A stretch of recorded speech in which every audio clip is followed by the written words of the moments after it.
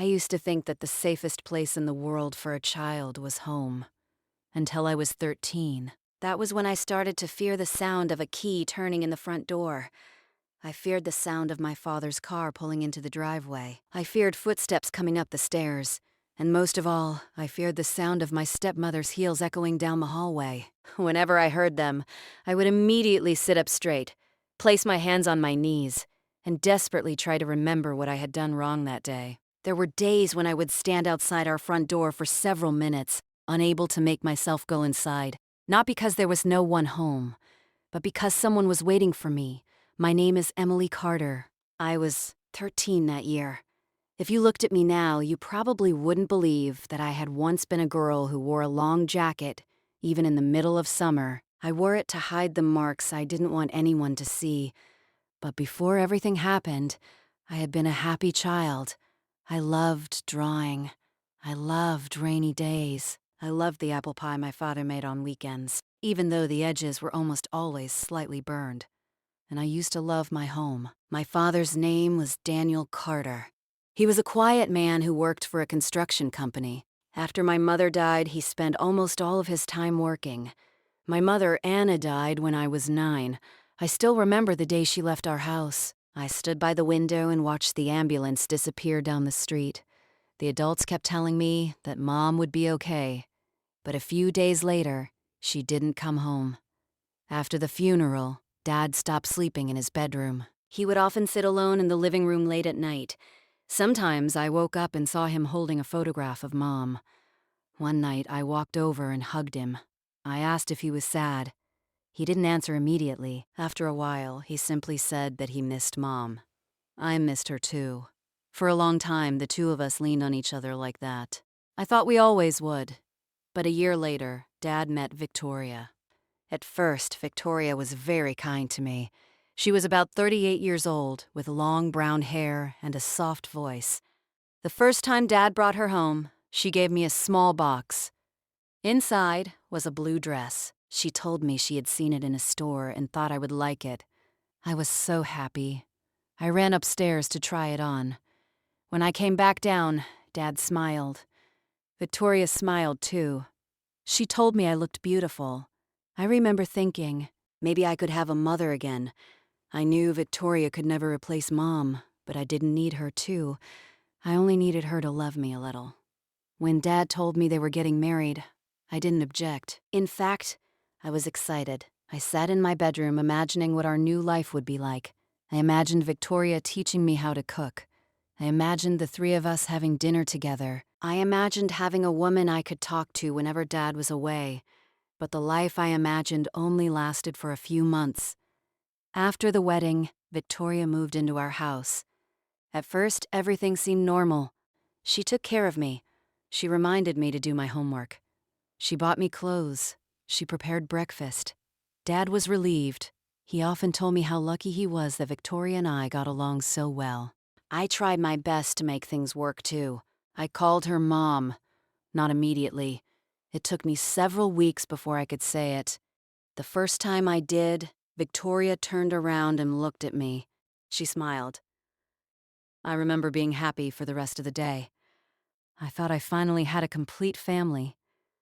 But I didn't know that the woman I had called Mom would become the person I feared most. The change happened slowly. So slowly that at first I didn't even notice. Victoria started complaining whenever I left books on the table. She called me careless. Then she became annoyed whenever I took too long to finish my homework. One morning, while I was eating breakfast, she looked at me and said, I was eating too slowly. I immediately began eating faster. Then she criticized me for eating without manners. I didn't know what I was supposed to do, so I started watching Victoria carefully. I watched her expression before I spoke. I listened to her tone before answering. I learned to recognize when she was angry. If she put her cup down too hard, I knew I should stay quiet. If she walked quickly down the hallway, I knew I shouldn't leave my room. If she called my name once and then said nothing else, I knew I had to come immediately.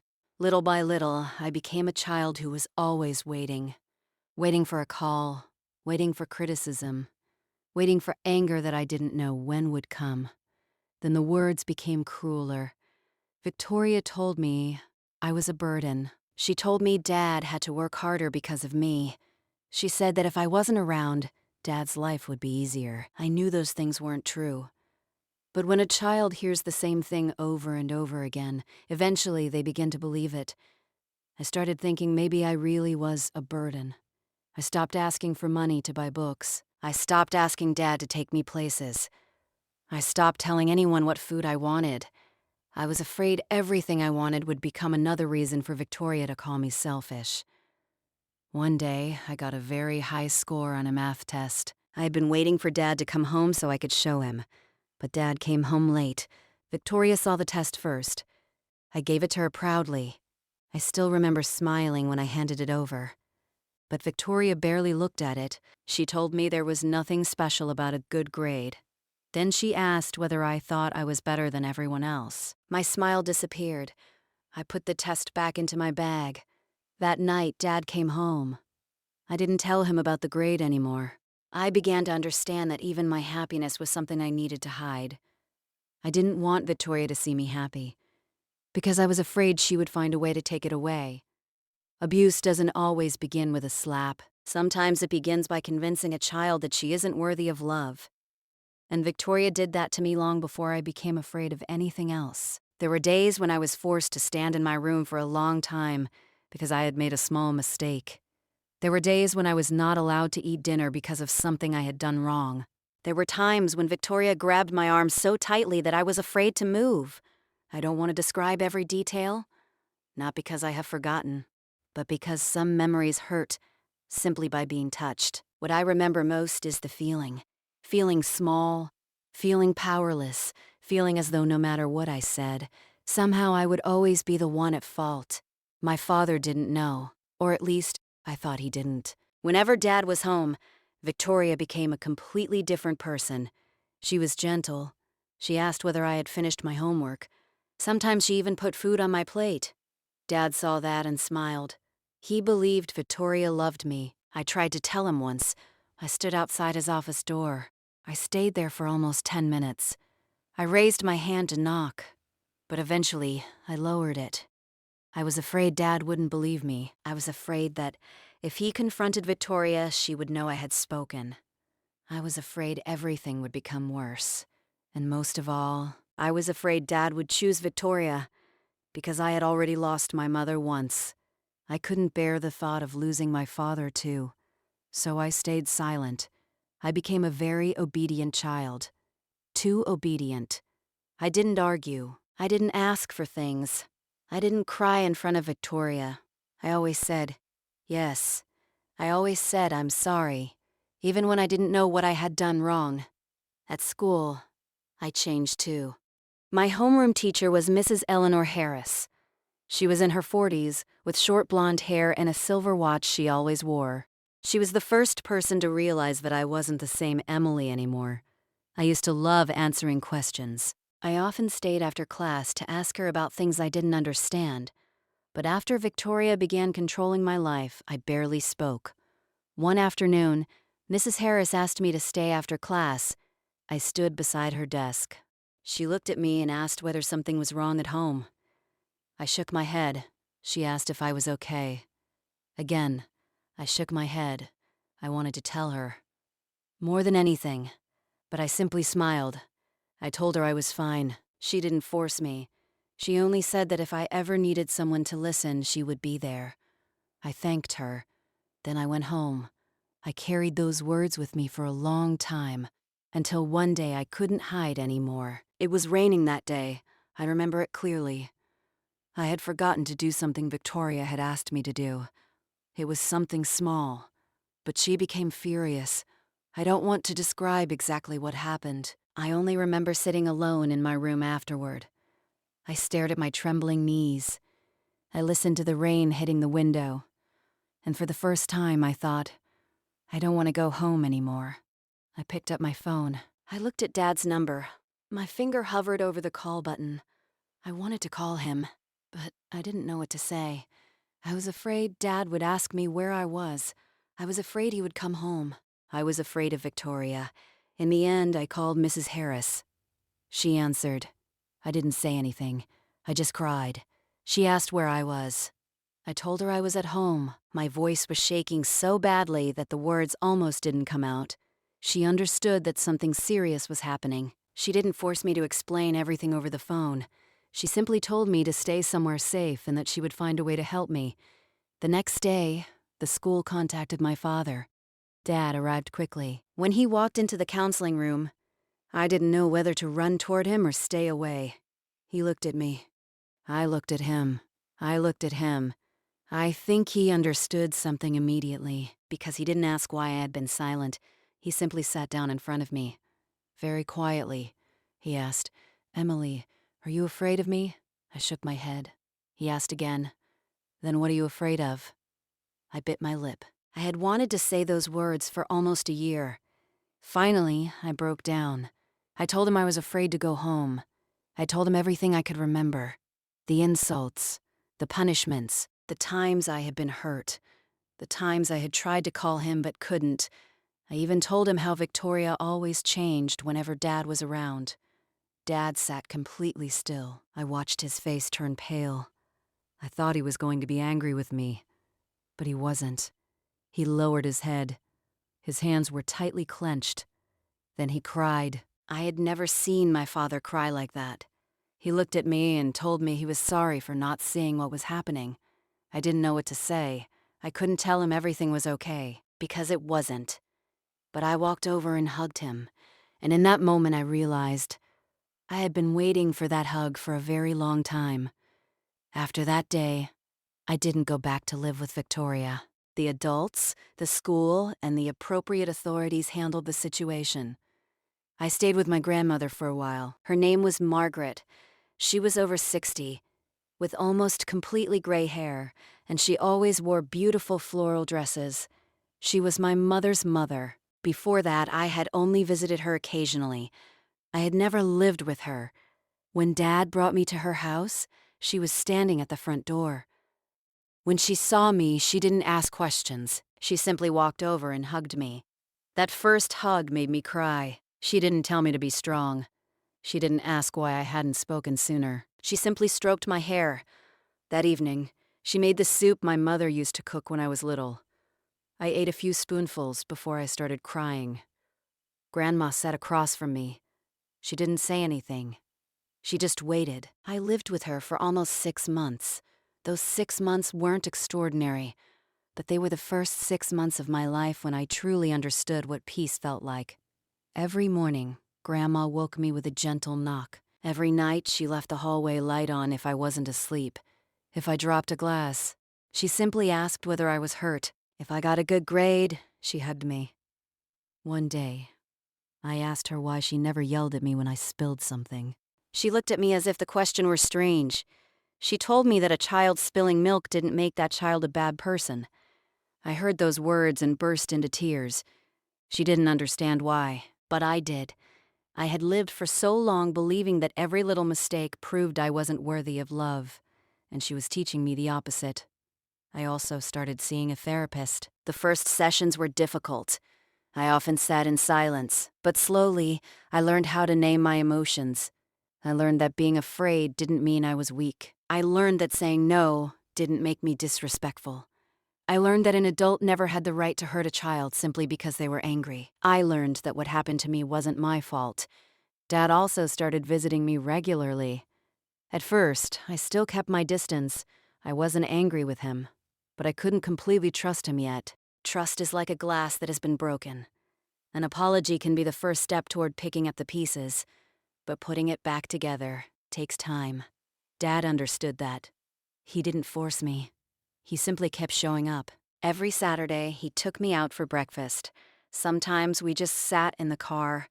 We didn't talk. Other times, Dad told me stories about Mom. I loved those moments. For the first time in years, I began learning about my mother before she became my mother. Dad told me that Mom loved sunflowers. She loved the ocean. She once told him that if they ever had a daughter, she wanted to name her Emily. I smiled when I heard that. I asked Dad why she chose that name. He said he didn't know. Then he looked at me. He said maybe she just liked it. I looked out the window. I imagined my mother sitting somewhere dreaming about a daughter who hadn't even been born yet. I don't know why, but the thought warmed my heart. It made me feel loved. A year passed. I turned 14. I went back to school. I started drawing again. The first picture I finished after everything happened was a house. There was no one inside, only a large window. Outside the window was a field full of sunflowers. Mrs. Harris looked at the picture. She asked why I had drawn a house with no people inside. I thought for a long time. Then I told her that I wanted to draw a place where the person inside could choose whether to open the door. She smiled. She told me it was a beautiful idea. I thought so too. A few years later, I applied to an art school. I began selling my first paintings. Dad still kept that old painting I made when I was 14. He hung it in his living room. Every time I visited him, I saw it. One day, I asked why he still kept it. He said he wanted to remember how far I had come. I looked at him. I asked whether he thought I had changed. Dad smiled. He said I hadn't simply changed. I had grown into someone he was incredibly proud of. I didn't say anything. I just hugged him. Because there are some words a child waits a very long time to hear. Victoria was no longer part of my life. I don't know what happened to her afterward, and I don't want to know. I used to think I had to forgive her in order to move on, but later I understood.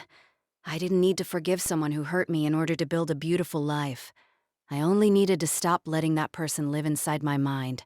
I didn't forget, but I wasn't afraid anymore. That was the difference. When I was 22, I held a small art exhibition. The main painting in the center of the room was called The Room Without Laughter. It showed a little girl sitting beside a window. She was hugging her knees. The room was dark, but behind her was an open door. Light was pouring in from outside. People stood in front of the painting. Some remained silent, some cried. I stood in the corner of the room. Dad was beside me. Grandma Margaret had come too. She was much older now. Her hair was completely white, but when she looked at the painting, she still smiled. She held my hand. She told me that the little girl in the painting had finally found her way out. I looked at her. Then I looked at Dad. And suddenly I realized something. The most beautiful ending to my story wasn't seeing the person who hurt me punished. It wasn't becoming successful just to prove that they had been wrong. The most beautiful ending was becoming someone who wasn't afraid anymore. I had my own room. Paintings covered the walls. I had friends I trusted. I had a father who had learned how to listen to his daughter. I had a grandmother who always saved a piece of apple pie for me whenever I visited. And most importantly, I no longer saw myself through the eyes of the person who had hurt me. I saw myself through the eyes of the people who truly loved me. Years later, I had a chance to return to the old house. Dad had sold it. He only wanted to take me there one last time before it was renovated. I stood in front of the door. Once, just looking at that door had been enough to make me afraid. But that day I stood there calmly. I placed my hand on the doorknob. I didn't shake. I looked up at the staircase, at the hallway, at the room that had once made me cry so many times. I didn't go inside. I didn't need to. I turned around. Dad was standing behind me. He didn't ask whether I wanted to stay. He only asked whether I wanted to go home. I smiled. I told him I wanted to go home. Dad looked at me. Maybe he understood how important those words were, because for the first time in my life, I knew that home wasn't a building. Home was where I didn't have to be afraid, where I could drop a glass without fearing that I would be hated, where I could cry without being called weak, where I could say I'm not okay and someone would sit down and listen, and where I could be myself. That night, I went back to Grandma Murrigat's house. She had prepared dinner. There was still soup on the table. I sat down. She looked at me and asked whether I had been happy that day. I nodded. I told her I had. She smiled. I took a spoonful of soup. It tasted exactly like it had when I was 13, and suddenly I remembered that little girl. The girl who had once believed her life would always be that way. I wished I could go back and tell her, Emily, don't be afraid. You will leave that place. You will be loved. You will heal. You will grow up. You will have peaceful days. And one day, you will sit in a warm kitchen eating your favorite soup. And one day, you will sit in a warm kitchen eating your favorite soup, listening to someone you love asked whether you're happy. I used to think I had to become strong in order to survive, but now I understand. I don't have to be strong anymore. I just have to live, to laugh, to love, to make mistakes, to begin again, to become the girl I once thought I would never have the chance to become.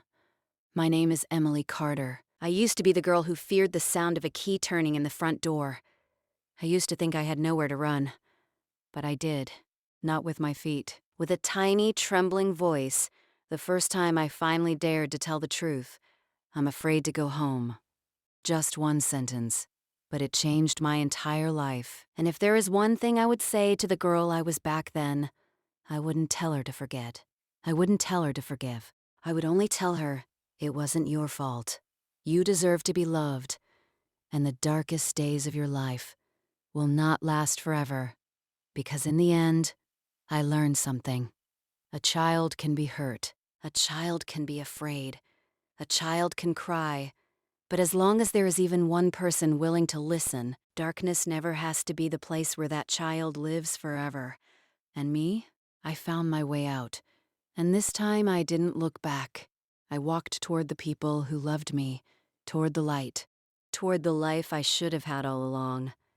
A life without the sound of high heels echoing down the hallway.